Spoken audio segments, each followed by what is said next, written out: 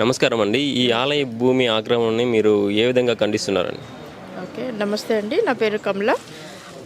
నేను విశ్వ హిందూ రక్షా పరిషత్లో ధార్మిక విభాగానికి ఉమెన్స్ వింగ్ స్టేట్ ప్రెసిడెంట్గా ఉన్నాను. ఈ ఆలయ భూముల ఆక్రమణ విషయంలో యమునా గారితో నేను ఎల్లప్పుడూ సహకరిస్తూ ఉంటాను, తనతో పాటే నడుస్తూ ఉంటాను. ఇప్పుడు ఉన్న మన హిందువులంతా కూడాను కలిసికట్టుగా ముందరకు వచ్చి మన దేవాలయాల్ని మనం సంరక్షించుకోవాల్సిన సమయం ఇది.